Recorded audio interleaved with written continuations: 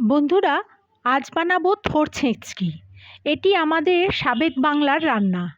আর থোড়ের রস আমাদের রক্তচাপ কমায়, তাই থোড় খাওয়া খুব ভালো। প্রথমে থোড়ের ওপরের মোটা খোলাটা ছাড়িয়ে ভেতরের অংশটা পাতলা চাকা চাকা করে কেটে নিতে হবে।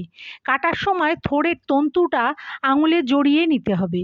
থোড়টাকে আলু ভাজার মতো কুচি করে কেটে নুন দিয়ে ভালো করে মজিয়ে মেখে রাখতে হবে 1 ঘন্টা। 1 ঘন্টা পরে কড়াতে 2 চামচ সর্ষের তেল দিয়ে তাতে সর্ষে, 2টো কাঁচা লঙ্কা ফোড়ন দিতে হবে। ফোড়নের গন্ধ বেরোলে মজিয়ে রাখা থোড়টা কড়াইয়ে ঢেলে নাড়তে হবে। 3-4 মিনিট নেড়ে চাপা দিতে হবে, আর তারপরে এটা ভালো করে সেদ্ধ হতে দিতে হবে। থোড় থেকে বেরোনো জলেই সবটা সেদ্ধ হয়ে যাবে। দিতে হবে 2 চামচ চিনি। আলাদা করে জল দেবার কোনো প্রয়োজন নেই। এরপরে জল টেনে ঝরঝরে হয়ে এলে রোস্ট করা পোস্ত দিয়ে নাবিয়ে নিলেই রেডি থোড়